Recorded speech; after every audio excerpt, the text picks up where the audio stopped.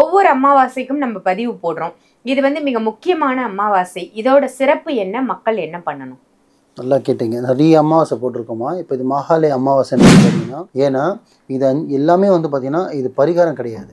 இது வந்து ஒரு இயற்கையாக நம்ம இருந்து நம்ம சமைச்சு கஷ்டப்பட்டு எந்திரிச்சு சமைச்சு அவங்களுக்கும் படைச்சிட்டு ஜீவராசிக்கும் கொடுத்துட்டு யாசகவாங்களுக்கும் சாப்பாடு கொடுத்துட்டோம்னாலே அன்றைக்கி வயிறு எல்லாருக்கும் நிறைஞ்சிரும். அதே வாக்கில் அப்படியே கோவிலுக்கும் போயிட்டு வந்தால் தெய்வத்தோட நிறைஞ்சிரும். ஸோ இந்த சாப்பாடு இந்த கோவில் எதுக்கு சொல்கிறேன்னா, உங்கள் லைஃப்பில் சில விஷயங்கள் நடந்தும் நடக்காமல் இருக்கலாம். பிஸ்னஸ் விஷயமோ என்ன சொல்கிறது, பிஸ்னஸோ குழந்தைக்கோ வருமானத்துக்கோ ஏதோ ஒரு பிரச்சனை இருக்கும்.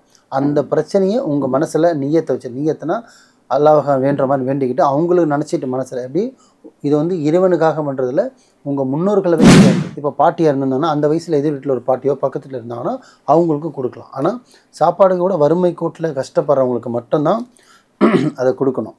புரியுதுங்களா? ஒரு 4 பேர் அன்னதானம் கொடுத்துட்டு திருப்பி வீட்டுக்கு வந்துட்டு சாயந்தர பொழுதில் பார்த்திங்கன்னா இரவு முடியறதுக்கு முன்னாடி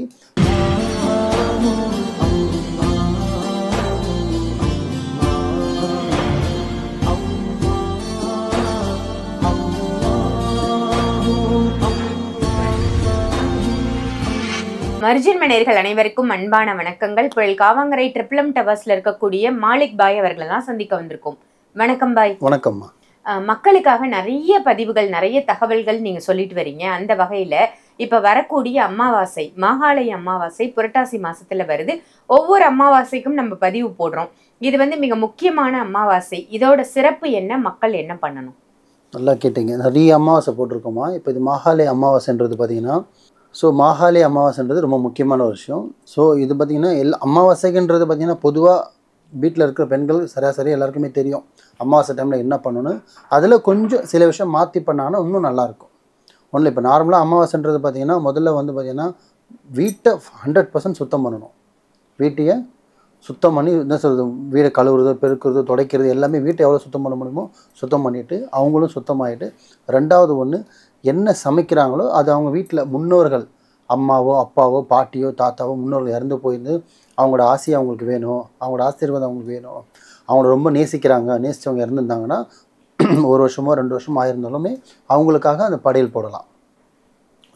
வெஜ்ஜில் என்னென்ன சமைக்கணுமோ அதை சமைச்சிட்டு அதில் ஒரு பொருள் மட்டும் சேர்க்கக்கூடாது, கீரை வகைகள் மட்டும் சேர்க்கக்கூடாது. முக்கியமான விஷயம் இதுதான். வெஜ்ஜில் எல்லாமே செய்யலாம், சாம்பார் அப்பளம் இதெல்லாமே நார்மலாக ஹிந்து மக்கள் செய்வாங்க. அதில் கீரைன்றது மட்டும் சேர்க்காம நார்மலாக சமைச்சு முதல்ல படையலை போட்டுட்டு அப்புறம் காக்காக்குன்றது நார்மலாக வைப்பாங்க. இது ஜென்ரலாக செய்கிறது. காக்காவுக்கு வச்சுட்டு அப்புறம் அந்த படையில் போட்டது படையல் இல்லாமல் தனியாக சமைக்கிறதுலேருந்து அந்த வயசில் இருக்கிறவங்களுக்கு, அது தாத்தாவோ பாட்டியோ அந்த வயசில் இருக்கிற 4 பேருக்கு 1 2 இல்லைன்னா 4 இல்லைன்னா 6, ஓகேங்களா, ஒன்றா இருக்கக்கூடாது, ரெட்டை படையில் இருக்கணும். 1 3 5 அப்படின்னு இருக்கக்கூடாது. 1 2 4 6 8 உங்கள் வசதிக்கு தகுந்த மாதிரி சமைச்சிட்டு, இந்த ஹோட்டலில் வாங்கி கொடுக்குற கதை இருக்கக்கூடாது, நம்ம கையால் சமைக்கணும்.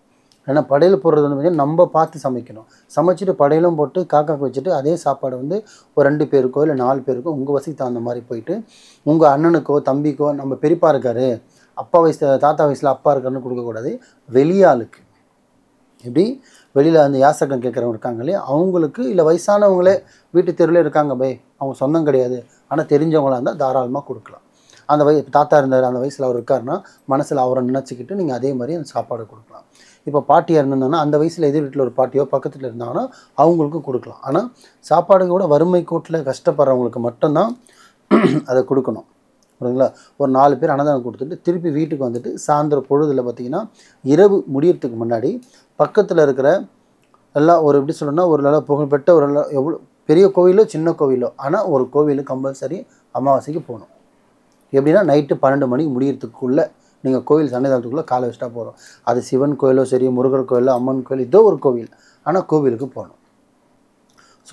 இந்த சாப்பாடு இந்த கோவில் எதுக்கு சொல்கிறேன்னா, உங்கள் லைஃப்பில் சில விஷயங்கள் நடந்தும் நடக்காமல் இருக்கலாம். பிஸ்னஸ் விஷயமோ என்ன சொல்கிறது, பிஸ்னஸோ குழந்தைக்கோ வருமானத்துக்கோ ஏதோ ஒரு பிரச்சனை இருக்கும். அந்த பிரச்சனையை உங்கள் மனசில் நீயத்தை வச்சு, நீயத்தினா அல்லாஹ் வேண்டுற மாதிரி வேண்டிக்கிட்டு அவங்களுக்கு நினச்சிட்டு மனசில் எப்படி இது வந்து இறைவனுக்காக பண்ணுறதில்ல, உங்கள் முன்னோர்களை வச்சு வேண்டுறது. எனக்கு இந்த விஷயம் நடக்கணும், இந்த விஷயம் நடக்கணும், நடத்தி கொடுங்கிற மாதிரி மனசில் வேண்டிக்கிட்டு அன்னதானமும் பண்ணணும். அதே சேம் டைம் கோயிலுக்கும் போகணும்.